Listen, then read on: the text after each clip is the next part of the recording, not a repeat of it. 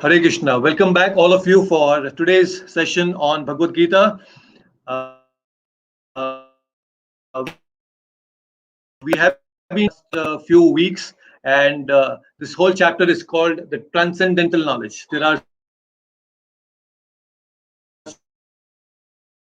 so many going forward. There are many important, lot of beautiful concepts that Krishna is going to explain. So it will be really very nice that if you can make some notes as you're listening to this, because this will be a very good reference for you to go back and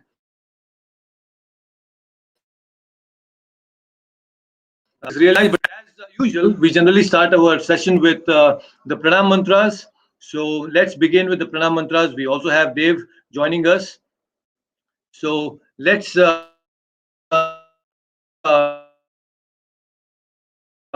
pranam mantras, and all of you can please join your palms and chant along with me the pranam mantras.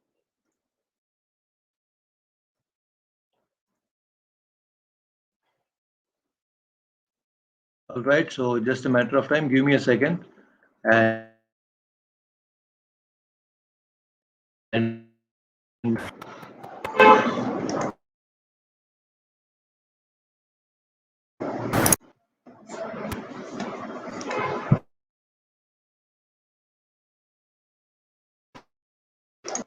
just give me a second. I think now the screen should be visible to all of you.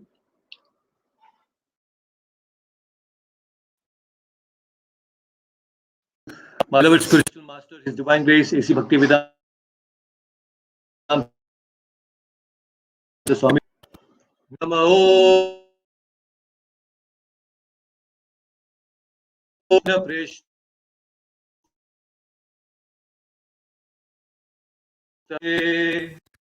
Srimate Bhakti Vedamiti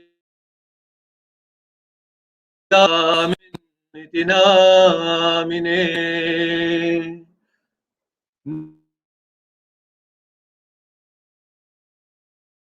Namaste Gaurava Nirvishesha Shunyava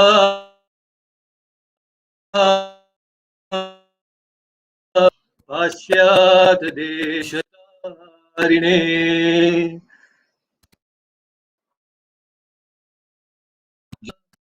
Prabhu Nitya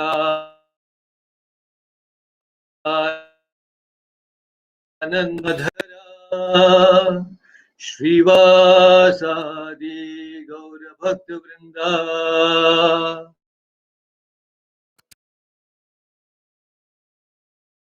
Nyaya Krishna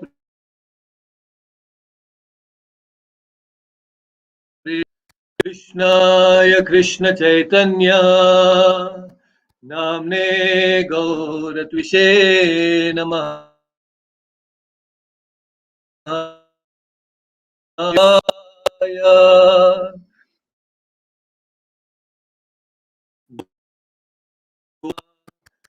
Jagadhita Indaya He Krishna Karuna Sinate Go Radha Kanta Namostute Tapta Kancha Vrindavaneshwari Vrishabhani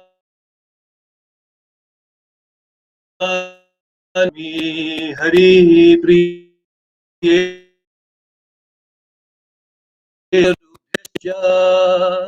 Kripa Sindhubhya Vacha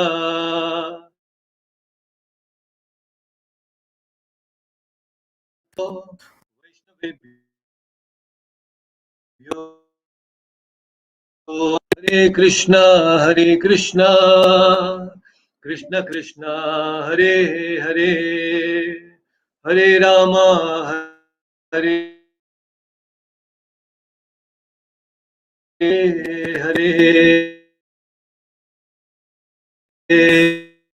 धनञ्जनशलाकया चक्षुरुन्मिलितं येन तस्मै श्रीगुरुवे नमः.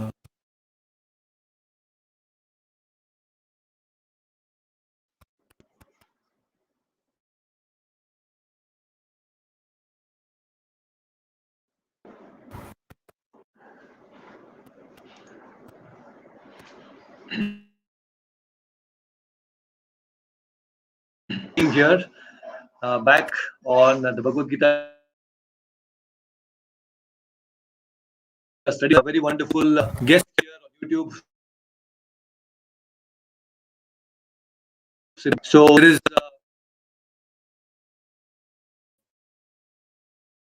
sessions in the study of the Bhagavad Gita.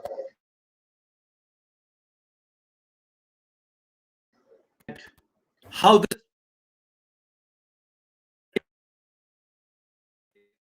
and gradually the source of was gradually fading away, re-establish this dharma. Because he was a little confused because he said that how can you and I, both of us, are actually brothers? So how is it possible that Arjuna asked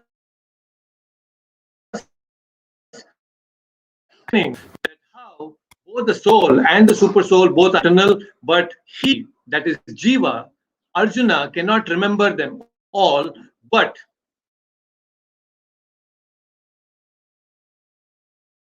the future, one very strong reason why Krishna remembers everything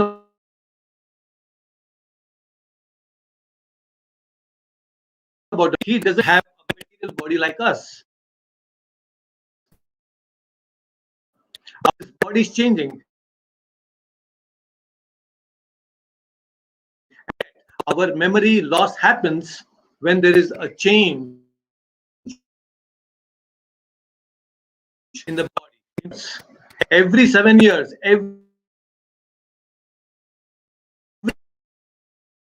practically every 7 years, you are getting a new body. Actually tend to forget. There are a lot of memories which will get wiped out. And there is complete loss of all the previous memories that we had. And that's why we are unable to know these things.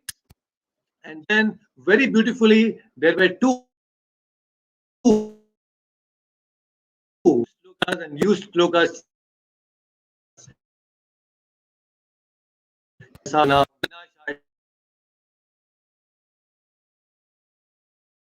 Beautifully, and we have understood why Krishna is how he comes and establishes. He establishes dharma on this particular planet. So Dev is saying, it looks like there is a little disturbance in the voice, but please manage. And I think this is the best I can do today with whatever available network that we have and hear properly. But I guess there is some issue.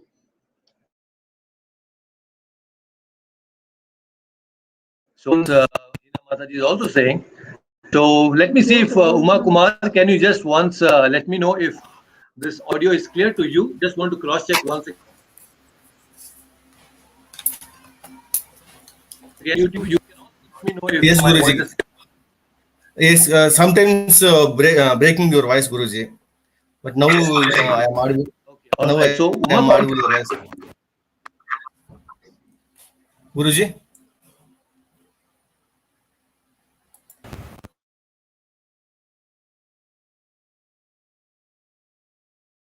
can let me know if the voice is clear and loud. So in this session, these things are taken care of the technical problems. Checked in again. So before I begin, let's see. Let me add to Ina Mataji and Dave also to the screen. Okay. It works for me. There is some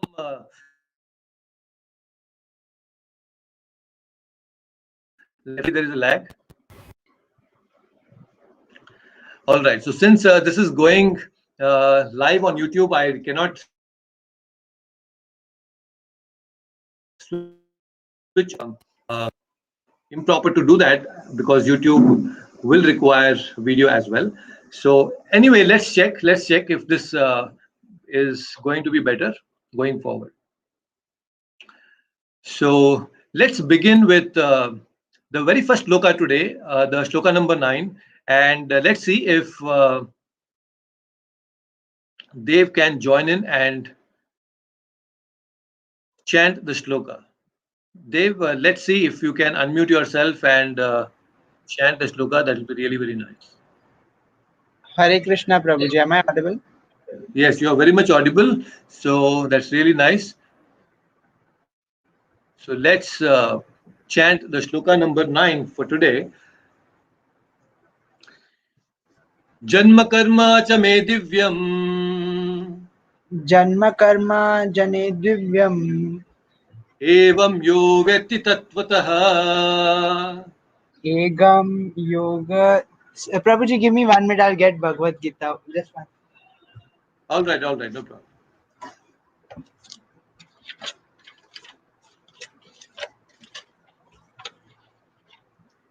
This is a very interesting and most important shloka. So we will understand more about this today because there is so much to know and understand from this particular shloka. Yes, Prabhuji, I am ready. Great, wonderful. Janma karma cha me divyam Janma karma cha me divyam evam yo vetti tatvatah evam yo veti tatvitaha Yaktva deham punarjanma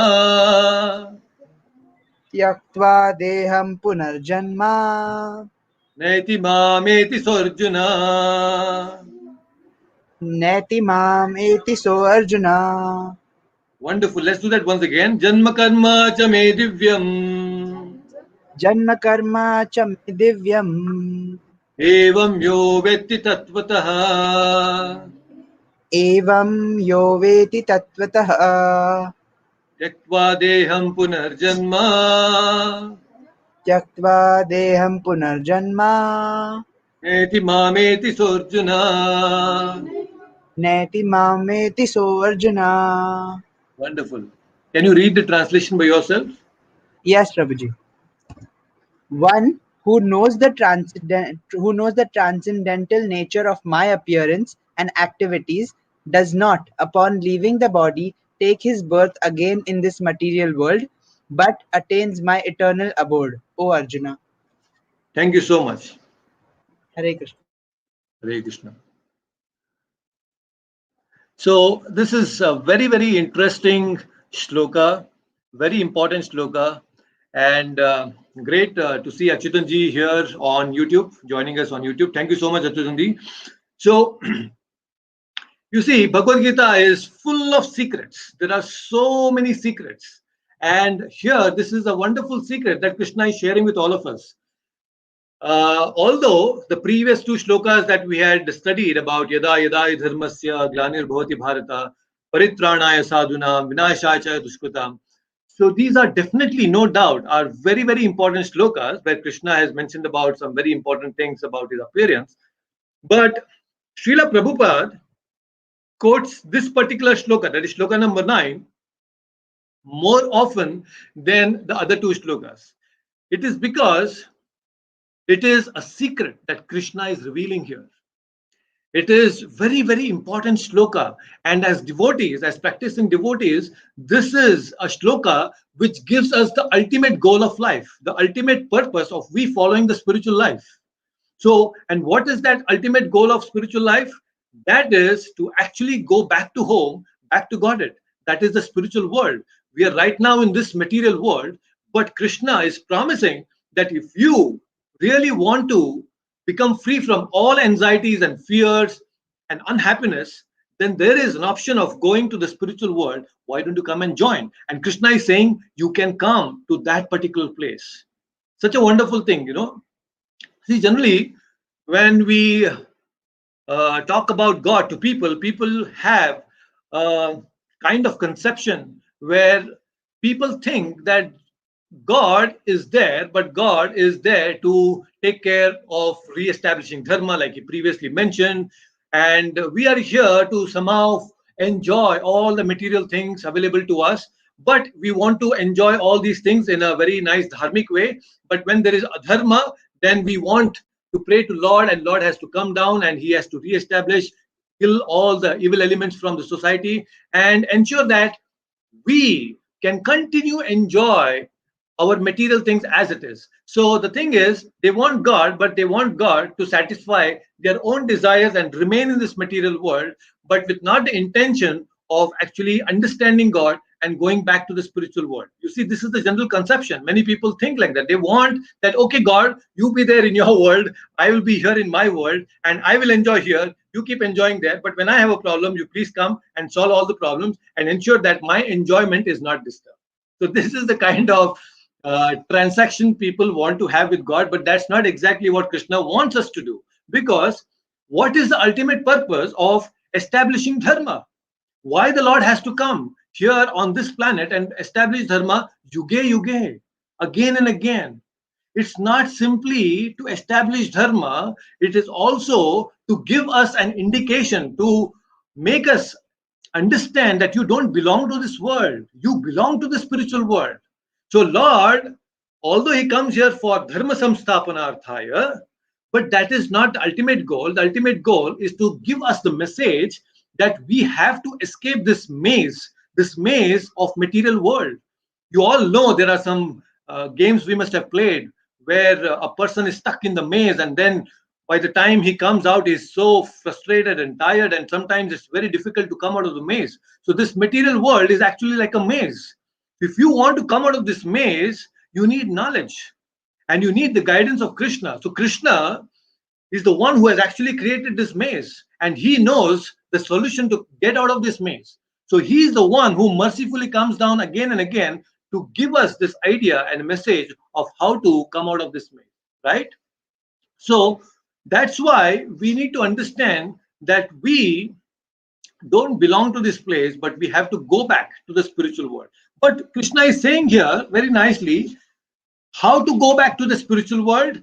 Janma karma chame divyam.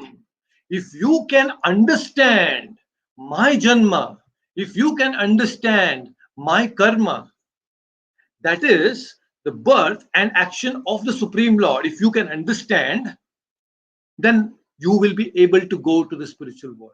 Oh, is it so simple? No, Krishna is saying that you have to understand, but evam yo vyakti tattvataha. You have to understand this janma and karma tattvataha. You see, divyam, when we say divyam, this word is in English, we can call it as divine, something very divine. Divya means something that is very divine. So, what is divine? See, let's understand what is divine. What is divyam? Now, from our perspective as human beings and on this planet, we are here. So, this is a section of the creation which is called as terrestrial, earthly. Then there is something called as celestial. Celestial means that which is heavenly. But there is something which is beyond celestial, that is spiritual. So there's terrestrial, there is celestial, and then there is spiritual, right? So anything that has to or that deals with spiritual is called divyam. It is not that just going to the heaven where Indra is there and all the different apsaras are there, going there and enjoying some somarasa. That is not divine. It is again a higher standard of materialistic living. Going to heaven, Swargaloka, is actually enjoying much better than what you can on this terrestrial platform. So we don't have to be on the terrestrial or the celestial platform. We need to transcend and go to the spiritual world. And that is what Krishna is promising. But that Divya Loka can be achieved if you can understand the Divya Janma and the Divya Karma of the Supreme Lord Krishna. Because there is no birth for Krishna. Krishna is Aja. He is the one who never takes birth, but still, when he appears here, it is called as Janma. So that is why it becomes very divine. His birth is not ordinary like we human beings. We all come in a certain fashion. Everybody, all of us, we all have a particular way. You'd see there are different kinds of janma. There are Shvedaja, sometimes due to perspiration, living entities are created. There are some living entities where they reproduce by actually perspiration. There is Andaja. Andaja means those who take birth from the Anda, like we have so many birds. So all they come out of this Andaja, right? So then there are mammals. So there are different types of birth, but although all these things are there, Krishna's birth is not like this. So let's understand, when Lord Rama appeared, what a divine birth it was. Dashratha, he gave the wonderful pot of sweet rice that came out of the yagna, which was given by Agnidev himself, and that he in turn distributed to his wives, and they ate the sweet rice and they got pregnant by having the Supreme Lord in their wombs. Now, do we have any such experience that somebody takes in some sweet rice and becomes pregnant? It's impossible. So, this itself is very divine. And when they became pregnant, they were divine. They had that divine glow on their faces because the Supreme Personality of Godhead was residing in their wombs. So, Lord Rama did not appear ordinarily. Now, same way you can, when Lord Narsimha comes out, he doesn't come out of from mother's womb. He comes from Stambaja. He comes from this pillar. When Prahlad says, "No, my Lord, you are here in the pillar," so he breaks. He comes open. He opens the pillar. He breaks the pillar and comes out of the stamba. And what a wonderful birth of Krishna! Can you imagine Krishna, who is speaking this Bhagavad Gita to Arjuna, was born in a jail. We are not born. Of course, it's a jail. Even the hospitals are like jail today. Now, you see, the birth is so wonderful of Krishna. It's unlike the way we are born in the hospitals. Of course, in even 3-4 decades ago, 40, 50 years ago, women never went to the hospitals to deliver a child because it's not a medicinal thing. It is giving birth to a child is not a medical thing. It's a very natural process. But today it has become a medical thing because they want to make a big business out of it. Anyway, that is something which we don't want to discuss right now. But coming to this point of Krishna's birth, you see, so wonderful when Krishna appeared in the jail. Both Devaki and Vasudev were actually there in the Kamsa's prison. Both of them were so divine themselves. They were so wonderful devotees of the Lord, but they were given so much of pain in the jail. And there Krishna appeared. How did he come? It is said in the Srimad Bhagavatam that Krishna first appeared in the heart of Vasudeva. And from the heart, he was transferred to the mind. And then from the mind, he was then transferred to the womb of Mother Devaki. And such a wonderful Garbhastuti was done by Lord Brahma. He is praying to the Lord, and all the other demigods are praying to the Lord when he was in the womb of Mother Devaki, because she was glowing so much that the whole prison, which was dark, was lightened up. And when Lord appeared, he did not appear like we do. He came with his 4 hands, having full hair, having his teeth, holding Shankha, Chakra, Gada, Padma in his 4 hands. Can you imagine? And all the ornaments and all the abhushanas. Have you seen any child taking birth with ornaments and full hair and then all such things, wearing clothes and all that? No, but Lord appeared. When Lord Krishna appeared, he did not come like us. He was wearing ornaments and all these things. Now, the 4 hand is not like, sometimes when the babies are born, instead of 5 fingers, they get the 6th finger also because of some genetic misfiring. So now Krishna appeared with 4 hands. It's not because of some genetic misfiring. That is his transcendental body, the Chaturbhuja form. He comes in the 4-handed form and then he speaks. As Lord Narayana, he speaks to Vasudev and Devaki and instructs them that, see, it was your prayer that you wanted me to be your child, and today I'm here as your child. So, just to ensure that you believe that I am the same Supreme Personality of Godhead, I have come here, appeared as your son. You see, that's how. And then later on, he again conceals that Narayana form. He takes this two-handed form like us.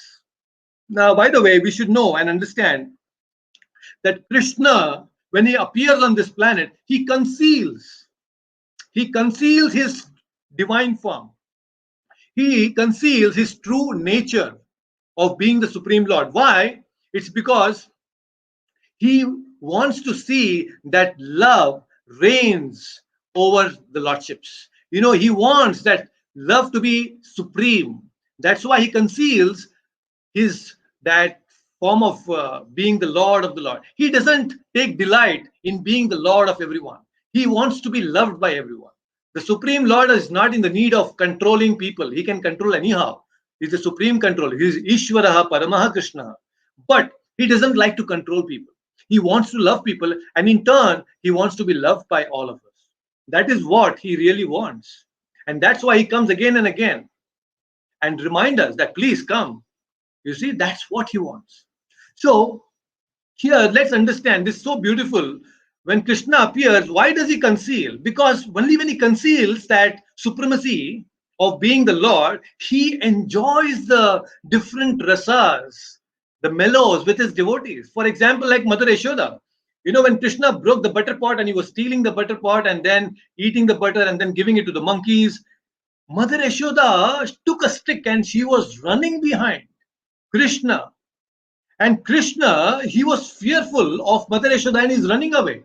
Now, can you imagine the Supreme Lord? He's running out of fear. Now, Krishna was not doing some acting over there. He actually felt that fear. He really felt that fear when Yashoda came with the stick.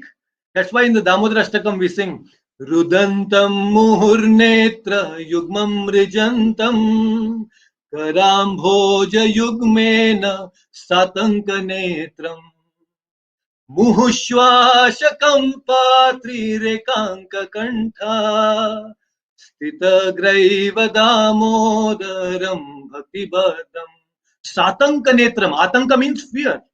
So Krishna was fully in fear by seeing Mother Yashoda. Muhushwashakampa.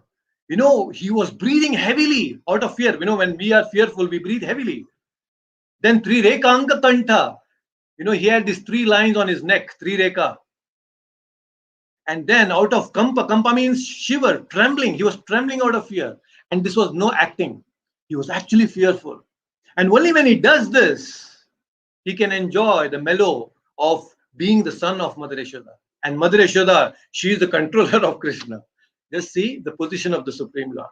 So this is why he conceals the supremacy of being the Lord of everyone. He enjoys to be a small child. He wants to be loved by everyone. That's his nature.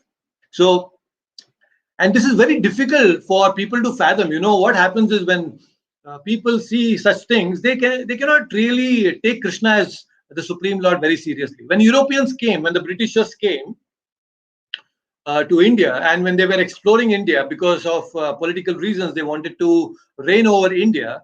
So you see, when they were going from temple to temple, place to place, from South India to North India to West India and Eastern India, they were actually seeing this carvings of Krishna, stealing the butter pot, the paintings of Krishna, and they asked people, who is this boy? Who is this person who is stealing? He's everywhere, all over the place in India.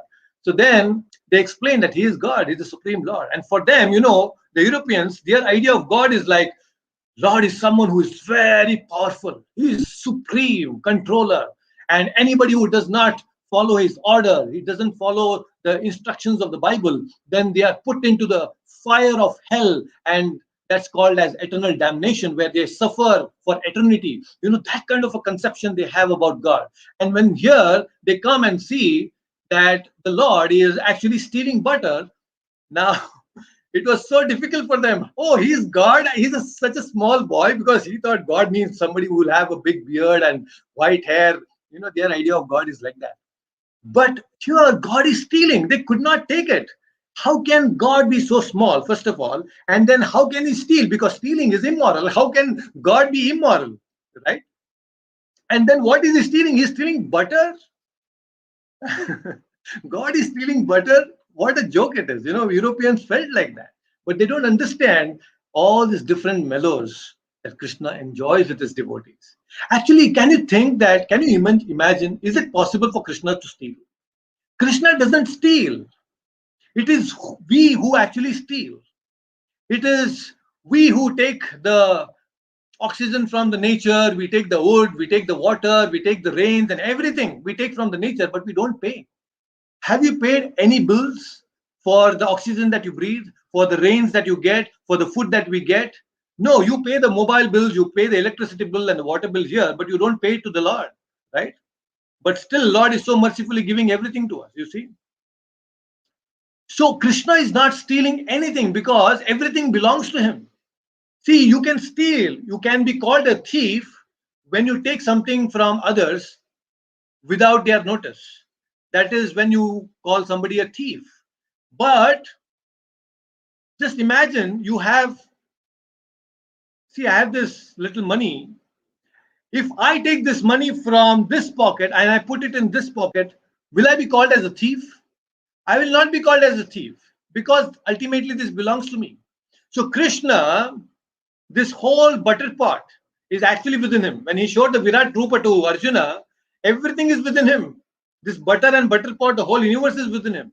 So whether it is inside of him or external of him, it is actually belonging to him. So nothing can be called as stealing. It cannot be called as stealing because it is belonging to him. He is not a thief. But by stealing the butter from the gopis, he steals their hearts. That is why he does all these pastimes. Now, this cannot be understood by the materialistic people, the Europeans who came, right? So that's why we should understand that this whole thing, Janma Karma Chame Divyam, Evam Yo Vetti Tattvataha, we have to understand this in Tattvataha. We don't understand Janma and Karma of Krishna without proper Tattva, without understanding it philosophically. We understand all these things with proper philosophical understanding. With lot of philosophical backup, we understand Krishna. So just imagine, we'll take a analogy of somebody being in a drama.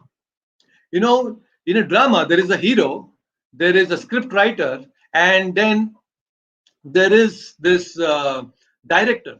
So there is a hero, there is a script writer, and there is a director. The script writer is one who actually writes the script for a drama. And when he presents it to the director understands the whole script. And then based on the script, he gives direction as to how this whole thing has to be filmed. And the hero gets an instruction from the director, okay, this is how you need to do, this is what you are supposed to do. And all these things goes on, right? So this is how a drama takes place. So now let's understand this very important thing, that how Krishna is actually the hero. Krishna is the supreme hero. When he comes here on this planet, he acts like a hero. Of course, he is hero all the time. He doesn't have to act. But when Krishna comes here as a hero, he acts as per the direction of the director. And who is the director? The director is Yogamaya. What is Yogamaya? Yogamaya is the internal potency of the Lord, Antaranga Shakti. There is Bahiranga Shakti, that is Mahamaya. We are all into Mahamaya, illusion. So there are two functions. Yogamaya, this word itself is an oxymoron. Now, what do I mean by oxymoron? Oxymoron is a word which has two words in it with opposite meanings. For example, we say sometimes that he was clearly confused. Clearly confused. Then sometimes we say that he's an intelligent fool.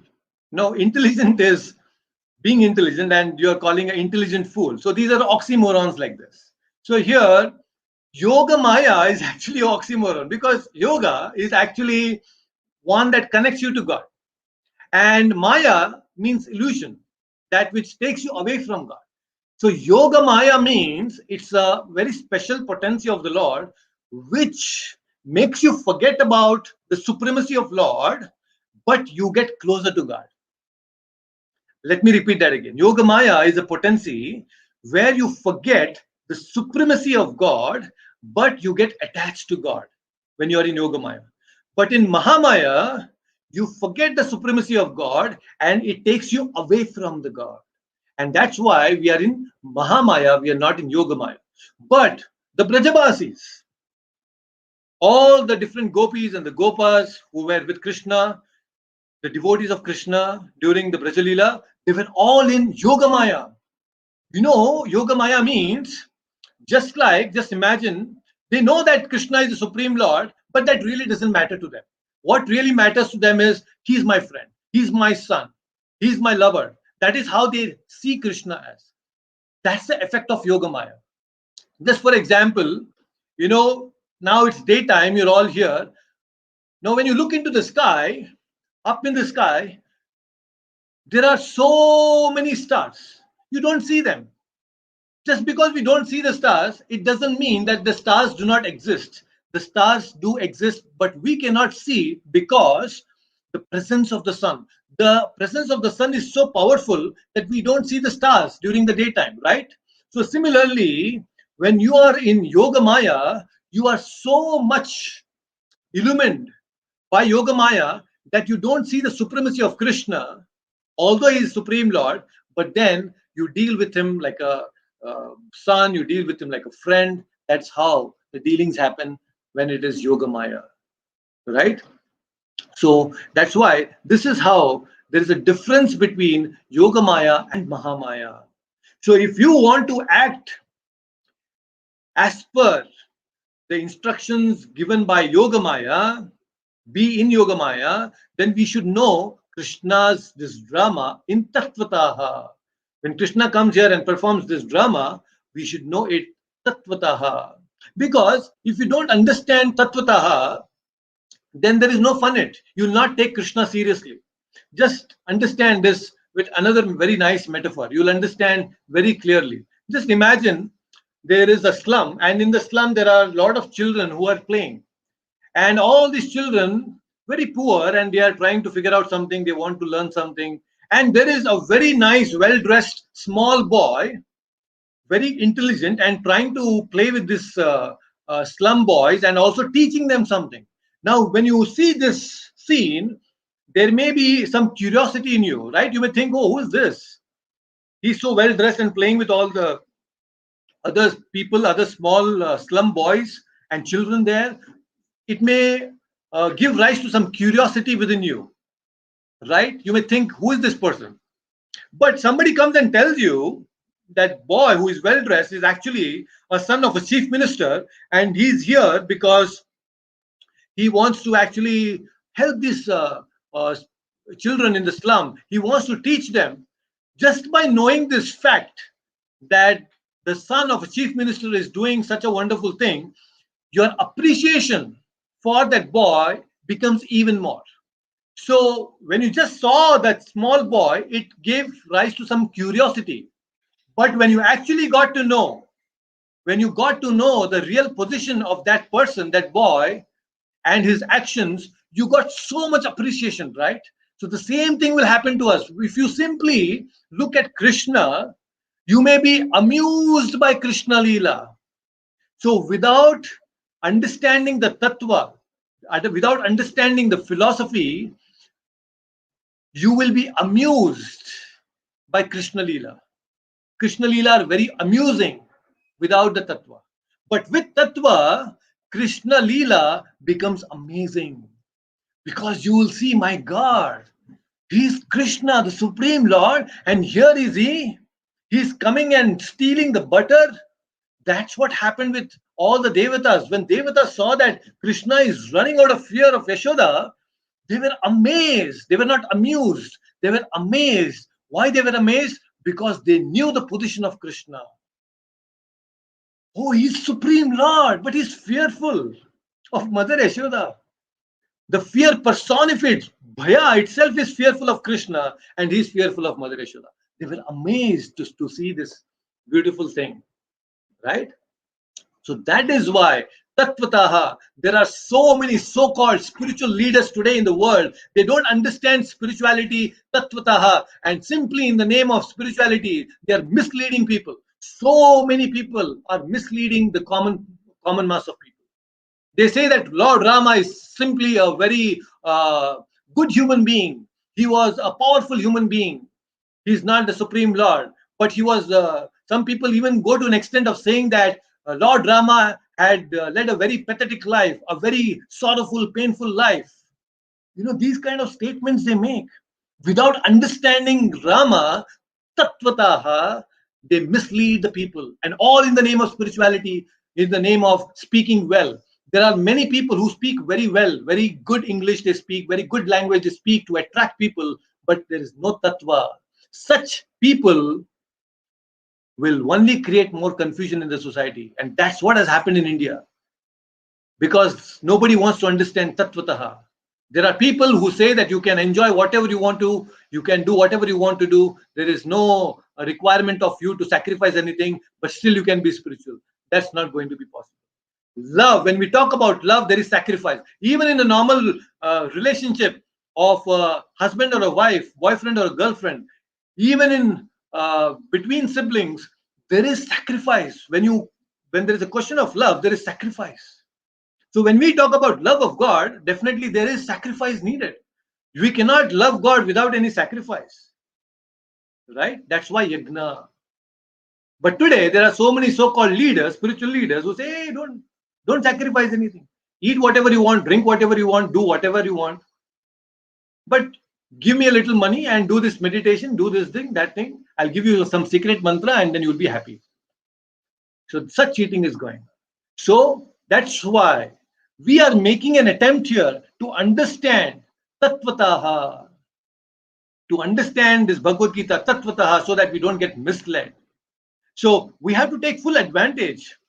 If you want to go back to the spiritual world, Krishna is giving a secret. Please understand me, my Janma and Karma, Tattvataha.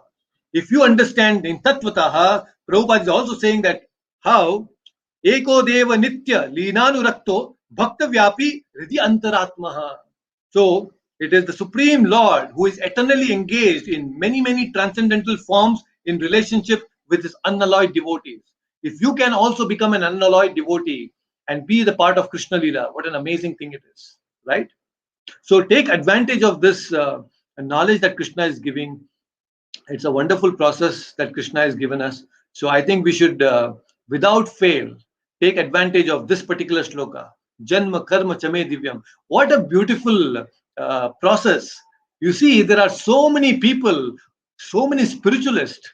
They are going and doing meditation, ghor tapasya, going to the Himalayas, wearing very minimal clothes, staying there in the winters, and sometimes in the hot summers, they are surrounded by fire and so many tapasyas they do. But here Krishna is saying all that is only going to lead you to the Brahma Jyoti, not even the complete perfection of spirituality. Here we can achieve the Bhagwan realization just by understanding Janma and Karma. If you can understand the pastimes of Krishna, just see, so beautiful it is. Bhakti Yoga is the most relishable process and gives you the highest perfection, the highest goal of life. So this is what Krishna has told in this particular shloka. So we should take advantage of this. But now in the very next shloka, Krishna is going to explain more. Let's understand what it is. So I would like to welcome Deepal Hinge Mataji for being here. Also Arvind Walvekar, who has joined us here today on YouTube. So nice to see all of you here. Achyutanji, thank you so much for joining again on YouTube. So this is a very beautiful discussion that Krishna is giving us here. And let's chant the next shloka. So I have Vinod Chandanji. So you can also uh, unmute yourself and let's chant this shloka. This is a very nice shloka. So yes, so give me a minute. Okay. Vinodji, can you see the screen? No, it's not visible. Okay, just hold on.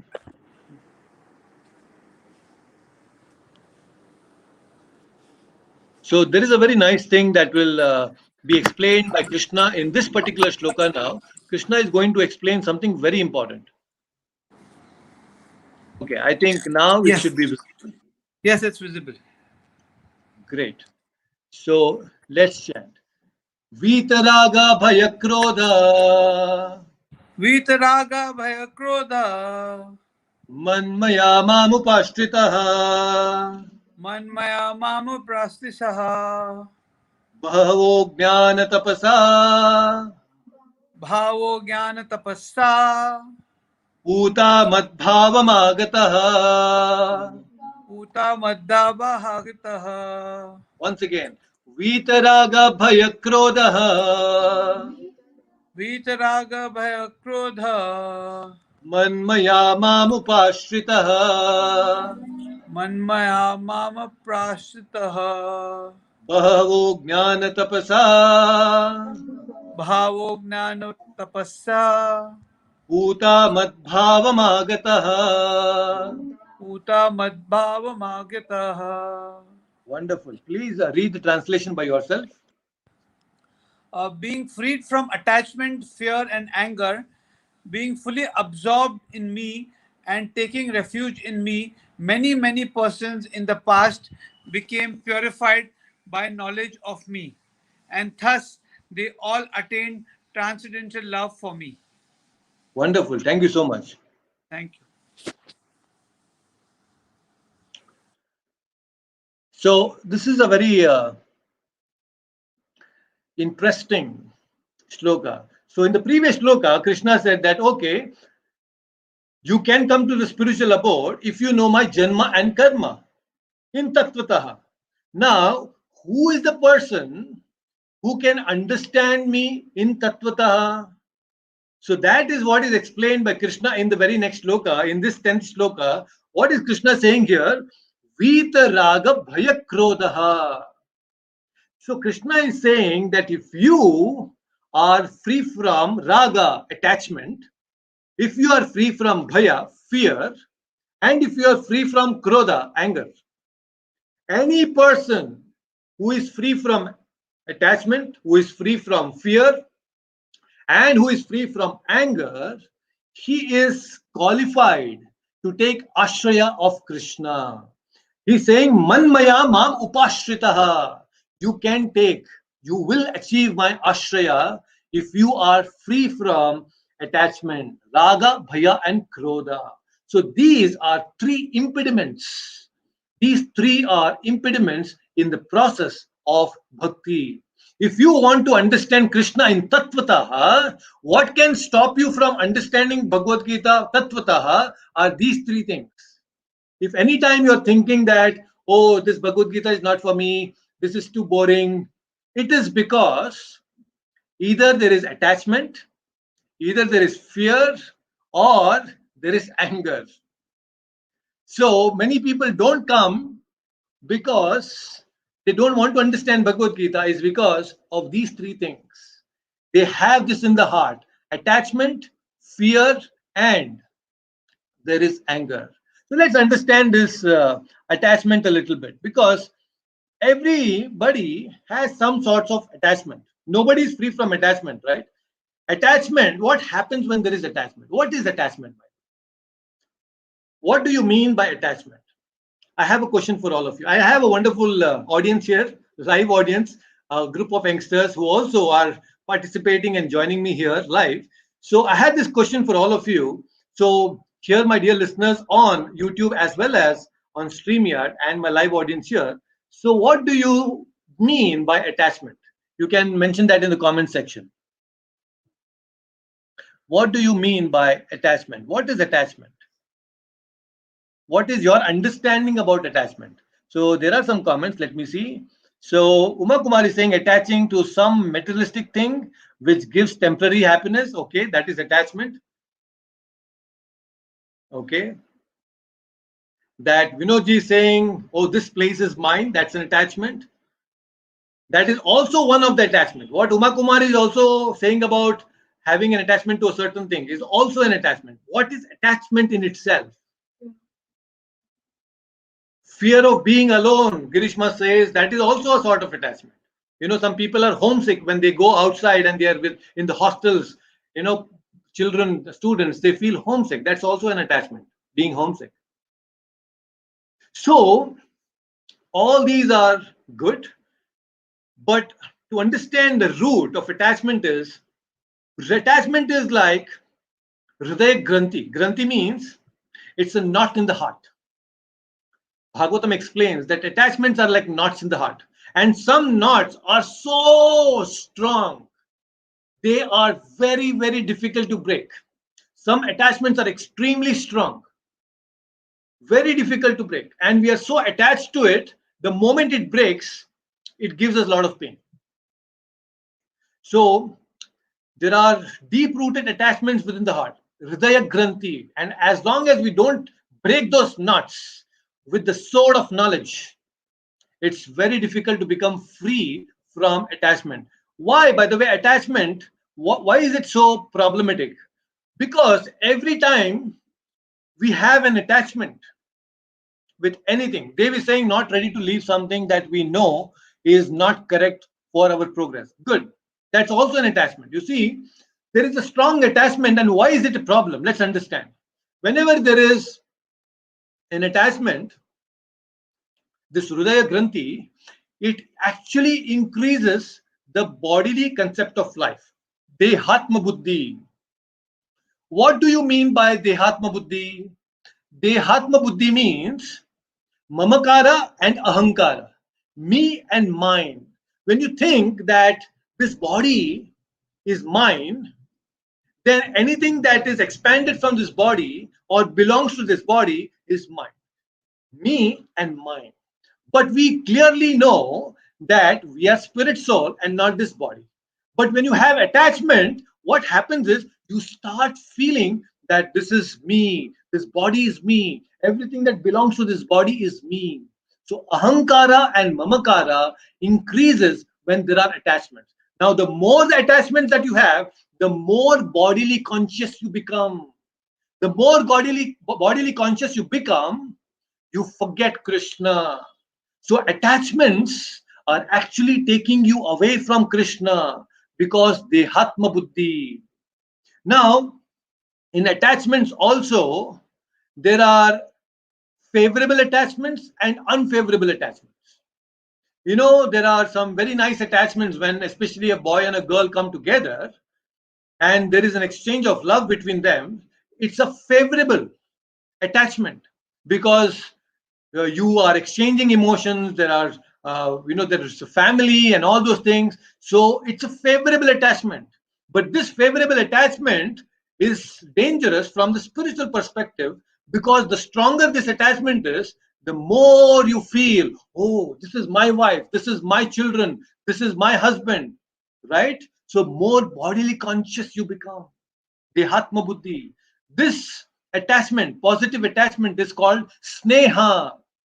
This positive attachment is called sneha. There is a negative attachment also, unfavorable attachment. And that leads not to sneha, but dvesha, hatred. And hatred is also a very extreme and powerful emotion. In fact, when you are attached to someone in hatred, it becomes even more prominent. Sometimes when we love people, we tend to forget them. But when you hate a person, you remember him all the time. You see, when you hate a person, it's difficult to forget that person.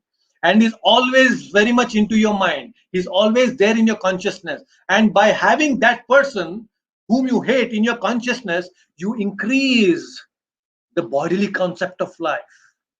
Dehatma buddhi. The more you think about these attachments, whether it is sneha or whether it is dvesha, there is this attachment which will lead ultimately to dehatma buddhi.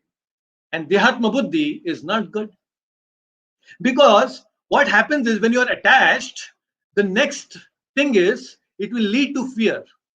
Why fear? Because you're so attached to it, you have the fear of losing it. There is a fear.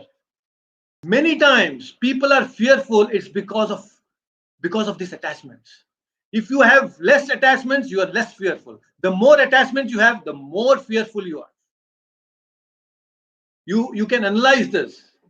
You take this for as a case study and understand, the more attachments you have, the more fearful you will become. And what happens is, when you are fearful, and then there is frustration that comes in, because when you have attachments, you expect results. You expect result, and when you don't get that result, then there is frustration that leads to krodha. That leads to krodha. So that is why Krishna is telling Arjuna on the battlefield, oh my dear Arjuna, you have to be attached, but be attached to the duty. Don't get attached to the result. But what happened to Arjuna? Arjuna was attached to the results. He was thinking of the consequences. Oh, all these women, they will become widowed. There will be so much wrong that will happen to these women. All the men will be dead in the battlefield. I will lose my relatives, my grandfather, my teacher, Dronacharya. So he was concerned about the result. He was thinking about the result all the time. And because of that result, what happened to him? Fear. It led to fear. Such a great warrior, Gandhivadhari, and he became fearful. If he can become fearful, what to speak of us? Just imagine. And he was fearful because of attachment, the so-called materialistic attachments. Same thing is happening to us. We will become fearful when we are attached to people, we are attached to all these materialistic things. If you want to become really, truly free, fearless, if you want to become free from fear, reduce your attachments with the knowledge of Bhagavad Gita. This knowledge of the Bhagavad Gita is like a sword which will cut down all the knots of attachments. Only when you break all these materialistic attachments, you will get attached to Krishna. And that's possible. Then it's possible to go to the spiritual world. See, it's a science. Bhagavad Gita is not simply talking some philosophy which is not practical. It is practical. So Krishna is saying you have to break all these knots of attachment. Only then you can come. Although he's promising that Janma Karma Chame Divyam, but how to understand Janma Karma Chame Divyam? Become free from attachment. He is demanding, he is saying you have to become free. Then you will become free from fear and krodha. You will become free from frustration. There are many people who become frustrated in life. Many people. And the moment they become frustrated in life, the first thing they do is they forget God. Just yesterday, well, my mother, she had a meeting with some of her friends, and when she came back, she told me that one of her friend told that she doesn't believe in God anymore because very recently, maybe a year ago, she lost her husband, and that was a surprise actually for her, and she could not take it. And now, because she lost her husband, she says that I don't believe in God. You see, such fragile faith we have in God, that Komala Shraddha we have on God. And when life punches us with big problems, the first thing that happens to us is we lose that Komala Shraddha. That Komala Shraddha on the Lord is broken, and we don't go back to the Supreme Lord. We are actually supposed to go to God when big problems come. But when we have Komala Shraddha, there is no Nishta, then there is a problem.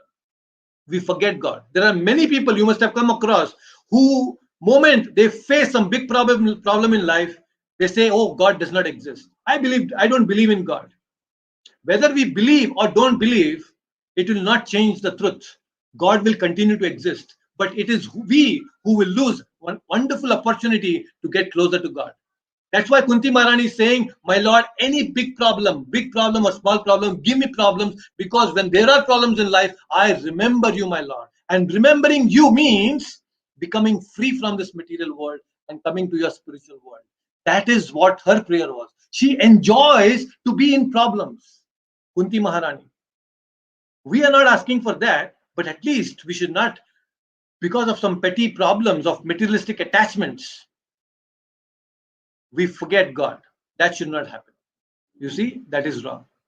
Why did that lady do that? Because she had a strong attachment to her husband. And moment she lost, she was expecting results from that person. Moment her results were frustrated, all that enjoyment that she had thought that she will get from the husband were lost. That's when there was a problem in her heart, frustration, and that frustration means to forget God. Big mistake of her life. We should not do that. It's not so easy to come to Krishna, although it appears, but it is so difficult for us to give up attachments in this material world. If you understand and analyze all the criminal activities in the world, you see it is actually following the same pattern: attachment, bhaya, and krodha. Raga, bhaya, and krodha. You see, analyze any of the criminal activities that have taken place. It is somewhere they had some attachment. That attachment actually gave rise to some fear, and when the results were not as per they wanted, then there was anger and frustration. They went and committed some heinous act, and that ended up putting them into a jail. Right? So this is a science, a psychological thing that Krishna is explaining. If you want to become free from all these disturbances in life, become free from attachment and bhaya and krodha. Only a person who is free from this, he can understand janma karma chame divyam evam yo vetti tattvataha. So that's why we don't understand Bhagavad Gita or Krishna in a sentimental way. We are not sentimentalists. It's a science. When it is a science, we have to understand in a scientific way, not sentimentally. Our understanding of God should not be fragile. Any problem and we shake up and we leave Krishna consciousness. That is not what bhakti is. We have to become dridhavrataha. We have to become very strong in our devotion to Krishna. And that is possible when we understand tattvataha. Only by tattva knowledge, only by understanding Bhagavad Gita properly, you can have a strong faith in God. And this is unshaking. Once you have that Dhrida Nishta, it is unshaking. Just like Prahlad Maharaj, just like all these Pandavas, great big problems they were facing. But what happened to them? Every time there was a problem, they were dependent on the Supreme Lord. We have Draupadi, we have all great problems, so many great devotees. Anytime there was a problem, first thing they do is Govinda. They take the holy name of Lord. So we should be like that. When there is a problem, we should remember the Lord. Right? So, very interesting. So, we should be attached to the duty. Right? We should not be attached to the results. So, Krishna is telling this Bhagavad Gita to Krishna Arjuna to remind him of his duty as a Kshatriya. If at all we have to be attached, it is our duty. And we all are supposed to do our duty. So, how do we understand this particular duty now? So duty is of two types. There is Arthika Kartavya and there is Paramarthika Kartavya. Arthika Kartavya means you have certain duties towards your family. Okay, I have to go and get certain things from the grocery shop, or maybe I have to go and earn some money, my livelihood. So these are all Arthika Kartavyas, taking care of the body and the extended body, that is our family. So this is Arthika. But there is Paramarthika Kartavya also. There is a spiritual duty that we are all supposed to do. For example, you are all coming here and listening, both on YouTube as well as live here. You are listening to this session. This is Paramarthika. This is the duty that you're doing to yourself, right? Let me give you a very nice example of Arthika and Paramarthika. In Ramayana, when Lord Rama was exiled, he was told, okay, Lord Rama, you're now supposed to go to the forest for 14 years. And Lord Rama said, okay, my dear father, I'm leaving Ayodhya. And when he went and beautifully, very nicely explains this to Mother Sita said, my lord, I will also follow you. I'm your Dharma Patni. I'm your Ardhangini. So I will follow you. It's my duty. She says, this is my duty as a wife. I have to follow you. Now, in case of Mother Sita, she following the husband is Artika Kartavya. It is the duty that a wife should follow the husband. But in her case, it's very special because Rama is none other than the Supreme Lord. So her Artika Kartavya became Paramarthika Kartavya also. So serving, a husband serving the family and the wife serving the family, they're all Artika Kartavyas. But now, in the case of Urmila, who is Urmila, by the way? Any guesses who is Urmila? Yes. So here, Anjali is saying that it is Lakshman's wife. Now, Lakshmana, you see, moment he got to know that Rama is going to be exiled for 14 years, he said, "My dear brother, I'm going to follow you." So he pitched in, he jumped into action. He said, "I want to be with you for 14 years." Now, he said, "I want to serve you all the time, both Mother Sita and Lord Rama. I want to serve you. I'm going to follow you." But imagine what must have happened to Urmila. Now, Urmila also could have said that, okay, my Artika duty as a wife is to follow her husband. I should also go along with Lakshmana, right? She could have done that, but she did not do. Why is that? Because she is less qualified than Mother Sita? Is it because that she's not as great as Mother Sita? No. You see the mood of Urmila. Urmila, she knows that my husband is going, although she could have followed, she saw the Parmarthika Kartavya. Why is my husband going? My husband Lakshmana is going with Rama and Mother Sita is to serve them. And he wants to serve Rama and Mother Sita with undivided attention. If I follow my husband, then he will not be able to do undivided service to Mother Sita and Lord Rama. You see? So, with that idea, that sacrifice, with that understanding of Parmarthika, Kartavya, she said, "I will be here. Lakshmana, you go. My husband, you go. I don't want to be an impediment in your service to Lord Rama." Such a sacrifice it is. It is seeing Artika less than Parmarthika, Kartavya more than Artika. Not just that. In fact, when Nidra Devi came and told Lord Lakshmana, "Do you want to sleep when you are serving Lord Rama in the forest?" He said, "No, I don't want to sleep, Nidra Devi. My quota of sleep you give to Urmila." So whatever time Lord Lakshmana had to sleep, it was actually taken by Urmila, and she used to sleep his quota during the day. It's a big sacrifice. So this is Paramarthika. So in our dealings with people, we should always look out for this Paramarthika Kartavya. So now most of us, we are grihasthas, we are all family people living with the family. So how can we understand what is Paramarthika Kartavya for us? How do we develop more and more this Paramarthika Kartavya, right? Because there is constant conflict between Arthika Kartavya and Paramarthika Kartavya. Right now also you could have had many other options. Maybe you could have watched some IPL or maybe some other functions you could have attended. My friends are calling me. You could have gone here and there and many other options, right? That is Arthika Kartavya. But in spite of all that, you have come here and you are giving this 2 hours of time. This is Paramarthika Kartavya. So many times there is a conflict. Oh, should I attend this Bhagavad Gita class? Prabhu is calling me again and again. Sunday, we are so helpless. If we don't attend the Bhagavad Gita class, then he will feel bad. So somehow, दो घंटा कैसे भी करके हम लोग थोड़ा manage करेंगे.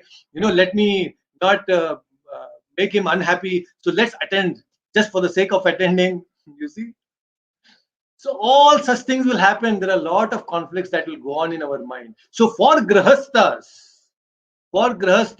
the best way to have more of Parmarthika Kartavya is to do deity worship at home, to have a small picture of Krishna, of Radha and Krishna, and worship the Lord at home. It's very important, deity worship.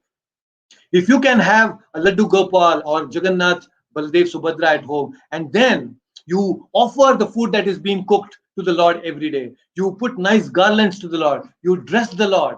So when you are so uh, involved in deity worship, what happens is your Parmarthika Kartavya will increase. So what happens now is, oh, I want to go and earn money. It's not because I want to enjoy myself and give enjoyment to my family, but I want to earn more because I want to serve the Lord more. I want to dress the Lord nicely. I want to offer him nice foodstuffs. So what's happening is your regular activities, which are Artika Kartavya, is now becoming more and more Parmarthika Kartavya. When you have deity worship at home, it makes you more and more involved in spiritual consciousness. So this is what we can do as grihasthas. It is the best way to get rid of all the attachments in our heart, because this is the signs of becoming detached from materialistic things. When you get involved in deity worship at home, and as a family, we can grow together in Krishna consciousness. It becomes an ashrama. That's why it is called grihastha ashrama. Ashrama is a place where you worship the Lord. If you are simply married and don't worship the Lord, it is not called ashrama. We are not called grihasthas, we are called grahamedis, materialistic couples, materialistic families, right? So we shouldn't be like this. So now what Krishna is saying here, manmaya bhaya upashritaha, if you understand, become free from raga, bhaya and krodha, and you surrender unto me, it is very much possible you will take my ashraya. Bhavo jnana tapasa. So Krishna is saying it's not just you, Arjuna. Actually, many people in the past, they have understood this fact. Jnana tapasa. Jnana tapasa. Jnana means knowledge. Now, acquiring knowledge is also tapasa. It is tapasya. All the engineering students and all the doctor students and any student, when he studies and write exams, it's actually tapasya. So when you, week after week, you're coming here and listening to the Bhagavad Gita for 2 hours, it is actually acquiring knowledge, and in the process, it is becoming tapasya. Because you are giving up all the artika duties, and here you are listening to Bhagavad Gita. So this is tapasya. So what a wonderful thing. See, by listening, understanding, tattvataha, you're getting closer and closer, step by step, towards Krishna. And hopefully, by the end of this life, we will be close enough to enter the spiritual world. Right? This is an opportunity for all of us. So, when you understand Jnana Tapasa, Puta Mad Bhavam Agataha, Puta, you will become purified. So what's happening to all of us here when we are listening to Bhagavad Gita is our heart becoming purified. Our heart is becoming purified. It is becoming purified from all the dirty things, lust, greed, anger, envy, pride, illusion. All these dirty things within our heart are getting cleansed. Cheto Darpana Marjanam is happening, right?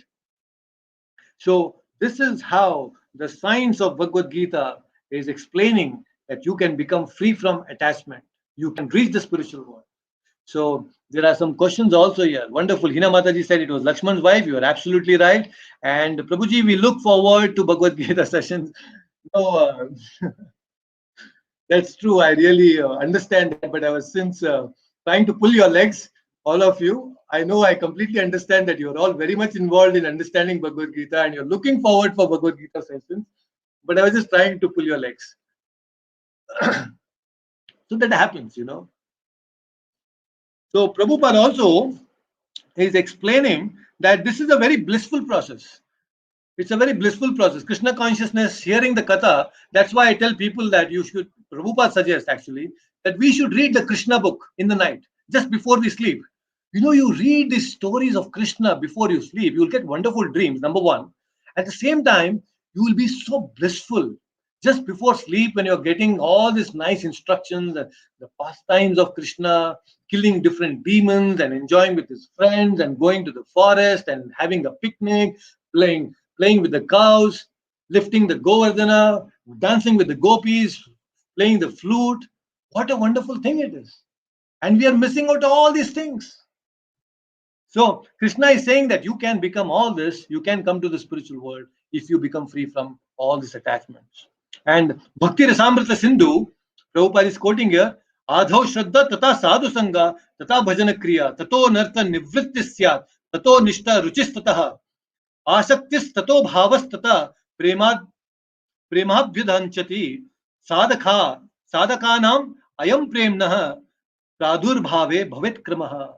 So these are the different processes of bhakti. It begins with Komala Shraddha, and by associating with the devotees like this, our Nishta, firm faith will be developed.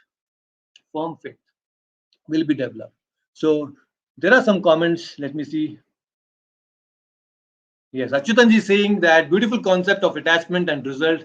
Yeah, that is very true. So we should understand this part of attachment and detachment very nicely. In fact, Krishna is going to explain this in the 18th chapter also more elaborately, because there are so many things that will come. Here, Krishna is giving certain hints, and as he continues in Bhagavad Gita, he'll give more and more in depth understanding of these concepts. So, it's a very nice gradual progressions that we are into. And although it may take another few years for us to complete Bhagavad Gita, but whatever we are listening is going into our eternal credit, in eternal bank balance. It will never go waste. That is for sure. Whether we complete Bhagavad Gita or not is not in our control. But whatever we are doing, this yajna of sitting 2 hours every week is definitely going to add a lot of value to our life. So let's have this in our mind engraved. Okay, wonderful. So let's go to the next verse, very interesting verse. So Hina Mataji can unmute yourself and let's chant this very beautiful shloka, and that is shloka number 11. Ye yata mam prapadyante ये यथा मां प्रपद्यन्ते tam sataiva bhajamyaham तां तथैव भजाम्यहम् mama vartamanuvartante मम वर्तमानुवर्तन्ते manushyaha parth sarvashah. मनुष्यः पार्थ सर्वशः Once again, ye yata mam prapadyante ये यथा मां प्रपद्यन्ते tam sataiva bhajamyaham तां तथैव भजाम्यहम् mama vartmanuvartante मम वर्तमानुवर्तन्ते manushyaha parth sarvashah. मनुष्याः पार्थ सर्वशः. Wonderful. So please read the translation by yourself. All of them, as they surrender unto me, I reward accordingly. Everyone follows my path in all respects, O son of Pritha. Wonderful. Thank you, Mataji. So, so very interesting. Krishna is saying here in this particular shloka, he's explaining that ye yata mam prapadyante tam stataiva bhajamyaham. So in this very first two lines, Krishna is saying that there is a reciprocation from the Lord. I reciprocate with the devotees to the degree to which they are attached to me. So Krishna is saying here, ye yata mam statai bhajamyaham prapadyante, ye yata mam. So the more you get attached to Krishna, the more I reciprocate. So this is a very interesting thing. When there are great devotees, exalted devotees like Prabhupada, Krishna is constantly reciprocating with them. They are constantly in touch with Krishna moment after moment because they are pure devotees. So when we start moving in this path of spirituality, the more we become attached to Krishna, to that degree, Krishna will reciprocate with us. He will start giving us that divine knowledge more and more. This is how Krishna reciprocates. Now, Krishna reciprocates in different rasas with different people. For example, there are some people in Shantarasa. So, Shantarasa, where there are people in Shantarasa who accept, oh, yes, there is some supreme power, and they bow down to him and they are fearful of that supreme power. There are many people who think of God like supreme power, supreme energy. Shantarasa. So Krishna also will reciprocate them and try to give them some knowledge as per their requirement. Shantarasa. He deals with them, but not in an intimate way. But then there is next level of rasa, that is dasya rasa. Dasya rasa, where there are devotees who think that, oh, I am the servant of Lord. They go to the temples, they serve the prasadam, they go clean the temples, and they serve the other devotees there. Many people who go to Tirupati, they actually do a lot of seva, binding the laddus and queue management and many things like that. So they think and accept that the Lord is the supreme Lord, my master, and I'm the servant. This is called Dasya Rasa. And Lord Hanuman is one who exemplifies this rasa.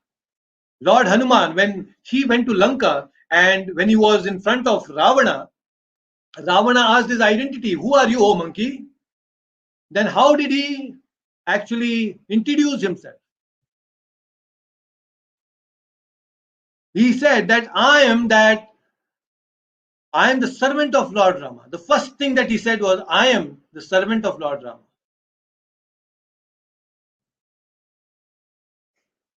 So this is how Lord Rama had a wonderful servant like Krishna. So this is Dasya Rasa, where you have a relationship. Krishna or the Supreme Lord reciprocates with his devotees in this particular Dasya Rasa. And then there is another little intimate relationship or rasa, and that is Sakhya Rasa. Sakhya means where you are dealing with the Lord in a friendly way, just like Arjuna. Arjuna is the Sakha. Krishna explained in this very fourth chapter, right? He said that you are my dear friend. Krishna said, Arjuna also said, you are my friend. So they both are friends, contemporaries. So you deal with friends in a very intimate way. So Krishna is explaining and he's chastising Arjuna. You are my friend. You are like acting like a Muda. You're like Anarya. You're acting. He's chastising. Why he's doing that? Because he is in an intimate relationship of friendship. It is Sakhya Rasa. So the reciprocation increases as the rasas are increasing. And then there is next Vatsalya Rasa. Vatsalya Rasa means parenthood. Like Mother Yashoda, she is taking stick and running behind. Nanda Baba is also taking Krishna on the lap and is sitting, he's enjoying that parenthood with Krishna. So this is Vatsalya Rasa. Very, very intimate again. And then there is Madhurya Rasa, the topmost. Madhurya Rasa is the conjugal love that the gopis have. The gopis were, although they were married, but they were loving Krishna. So this is Madhurya Rasa. Now Madhurya Rasa is even more extreme. It is the highest. Even in the material terms, it is said that love between a boy and a girl, a male and female, is the highest. There are certain things which we don't disclose with our parents, but there are certain things, not everything. We disclose everything with our partner, our husband or a wife, right?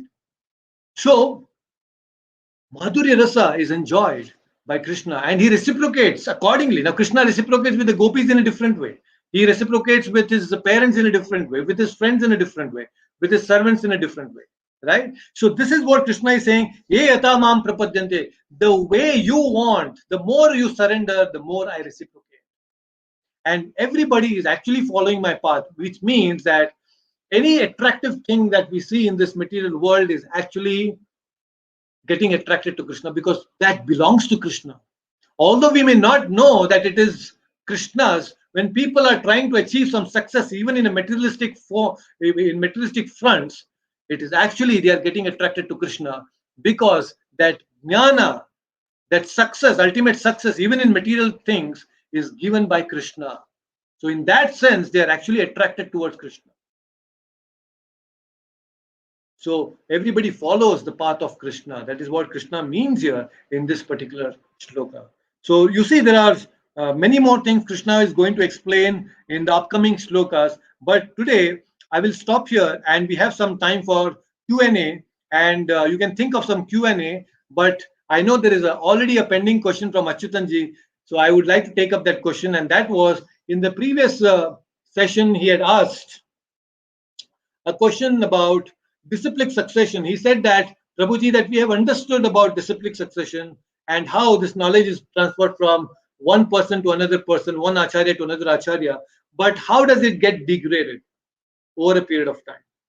And then he also asked what are the primary reasons for why the knowledge that we had, this glorious knowledge that we had, is not available to us today. So let's understand this question in a brief way. You see, there is a constant battle that is happening since time immemorial. There are culprits who always want to destroy the Vedic knowledge, and it has been since the creation of Brahma. When Lord created Brahma, when Brahma was created from the navel of Garbhodakshaya Vishnu, and he heard the Vedas, he was chanting the Vedas. And the same time when Brahma was chanting the Vedas, there were these Madhu and Kaitaba demons who came actually from the earwax of the Supreme Lord. So these two demons were created from the earwax of the Supreme Lord. The Puranas explain that. So this Madhu and Kaitaba, they actually stole the Vedic knowledge from Brahma's mind. Can you imagine? Yeah, it's see, we have heard of stealing things, physical things being stolen, but here they actually stole the knowledge from Brahma's mind. And now, when the demons have the knowledge, there is so much of a problem in the society that they can create. They had done tapasya to please Mother Lakshmi uh, and Mahamaya, and that's how they had become very powerful. And Brahma could not do anything. Ultimately, he had to go to Vishnu, and then, by the mercy of Vishnu, the demons were killed and the Vedas were written back. So, the thing is, like Krishna explained in the beginning of the fourth chapter, Sakaleneha Mahata. The knowledge, even if nobody does anything, the knowledge will decline because of the effect of time. Time is so powerful that it takes away the knowledge. Like in Satya Yuga, the dharma was 100%, but due to the effect of time, in Treta Yuga, the dharma reduced by 25%. And in Dwapar Yuga, further 25%. So in Kali Yuga, it again further reduced by 25%. So what we have dharma is only 25% now in Kali Yuga. Why? Because of the effect of time. Dharma and the knowledge gradually declines because time is powerful. That's number one. That's the reason. But also, we should not forget the very bitter history of India. Now, we Indians, like it is said in many historical books, is called Sone ki chidiya bolte the. India was called as Sone ki chidiya. Why? Because everybody wanted to come here and explore India because there was so much of wealth, number one, plus there was a lot of knowledge. There was a lot of knowledge, not philosophical knowledge, but also scientific knowledge. We have so many big events and big structures built in India which are very scientific. They have we had astrology, we had astronomy, we had metallurgy, we had genetics, we had astrophysics. You talk about it and it is there in our Vedic knowledge. All the different sciences, Atharva Veda explains all the different sciences. It was there, very much a part of our day-to-day life. The art of fighting, archery, everything was there. But gradually it declined, and more so over in the 8th century. Now, in the 8th century, when people used to come here for trading, and then gradually the Mughals, they started coming in and started doing business. But then later on in the 11th and 12th century AD, it so happened that many of the leaders, the Indian leaders, the kings were defeated and the Mughals overpowered India. And there were so much of tortures that were going on in India. And they first attacked all the religious institutions, the religious structures. They broke our temples, and using those materials, they built their mosques. And sometimes they built mosques on the temples. And temples at that time were actually not just the places of worship, but they were also the places of knowledge. So when there is a destruction of a temple, then there was a destruction of the systematic propagation of knowledge, because the propagation of knowledge used to happen through the temples and the gurukulas.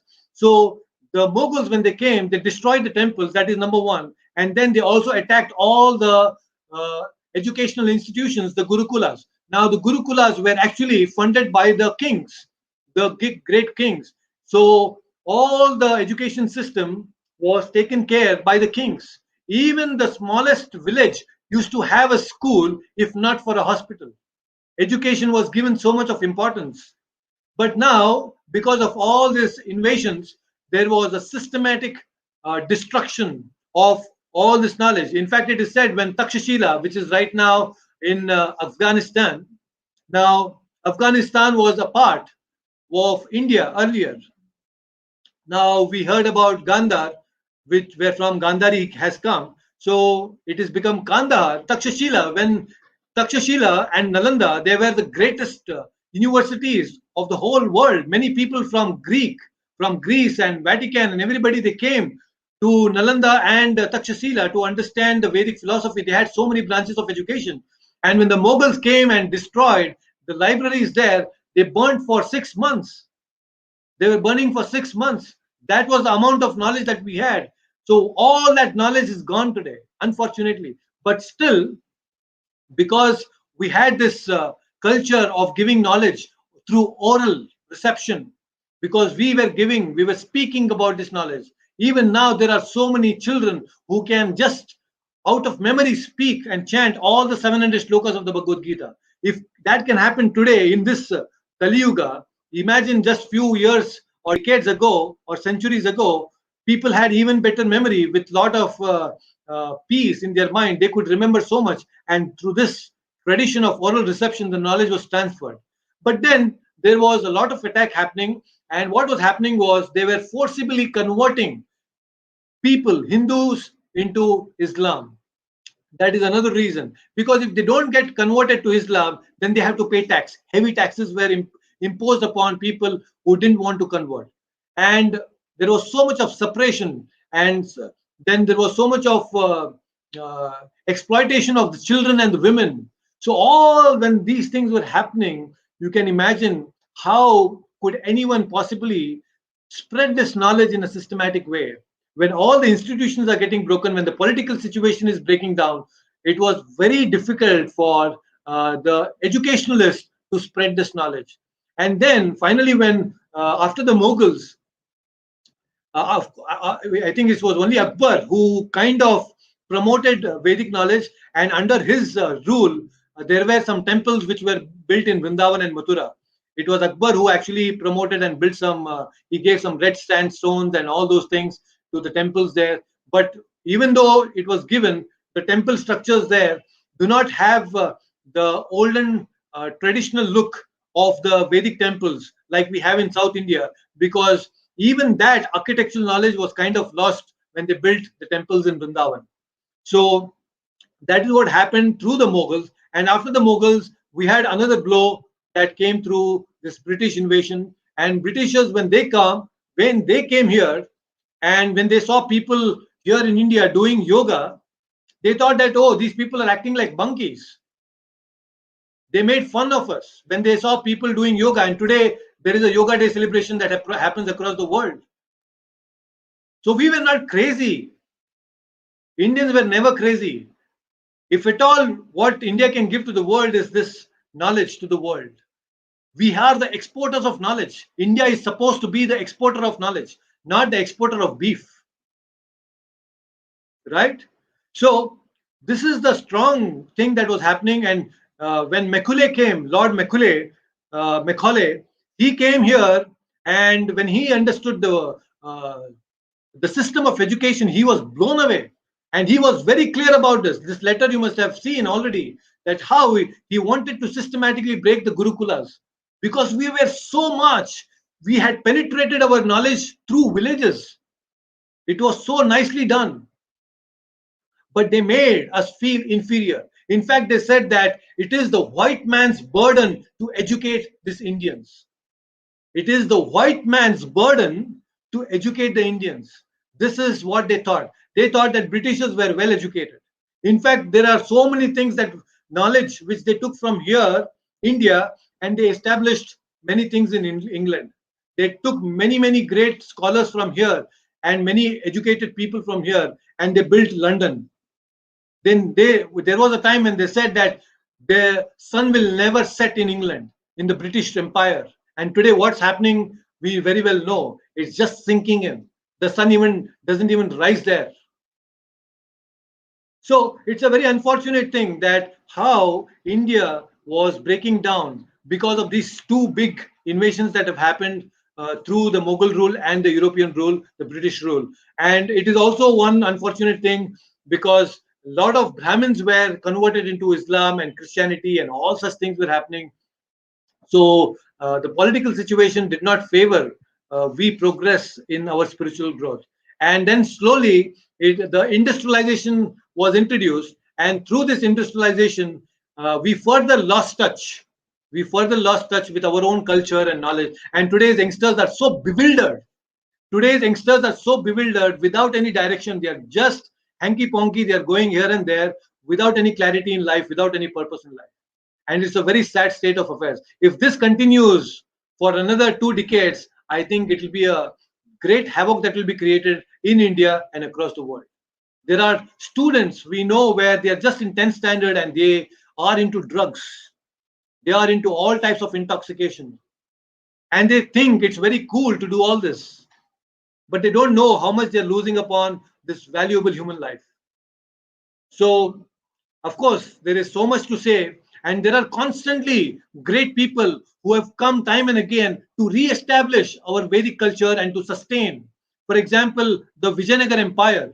The Vijayanagar Empire, the king, he really built this whole empire to propagate the knowledge, the Vedic knowledge, the culture of India. That's why when you come to Hampi or Hospet, you will see so many big temples here, so many wonderful architectural temples, and it was flourishing like anything. It is said in the Vijayanagar Empire, all the jewels, the very precious jewels were sold like vegetables in the market roads, on the streets.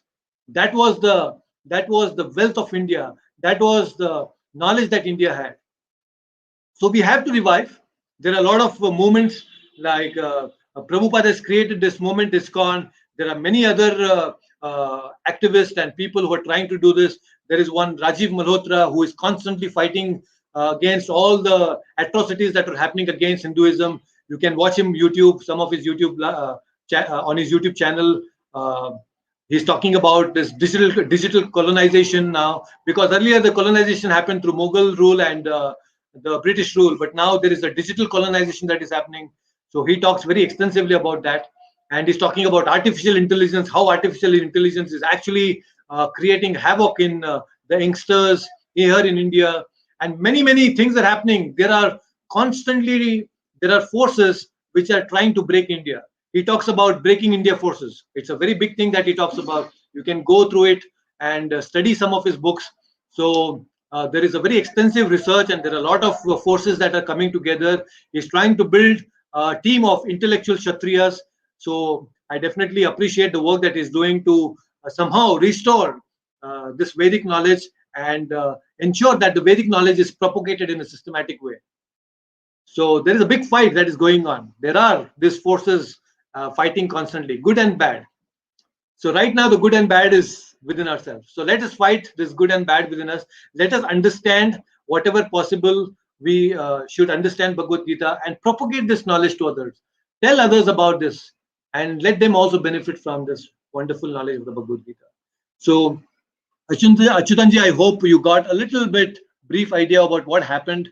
And yes, Dave said Rajiv Malhotra, exactly. That is one person you can go through and understand about these different things and activities that he's doing to unite Hindus and bring people together so that we fight these atrocities together. Right? So I think I have taken a little bit more time today. So if there are any more questions, you please feel free to ask, and definitely we will continue from where we have left. And also I thank all the dear devotees on YouTube who have joined here and heard this knowledge of Bhagavad Gita. Thank you so much for joining. So if you can just say Hare Krishna on YouTube, leave your comment so that I know that you are here. Please make your presence felt so that I know that you are here. So my dear devotees on YouTube, just say Hare Krishna so that I know that you were attending the session. So thank you so much once again, everyone, for being a part of this. And let's continue next Sunday again from the 12th shloka, 12th verse, and let's see what Krishna is going to explain. Okay? So that's all for today. Please take care. Hare Krishna. Hare Krishna, Prabhuji. Hare Krishna. Hare Krishna, Guruji. Hare Krishna.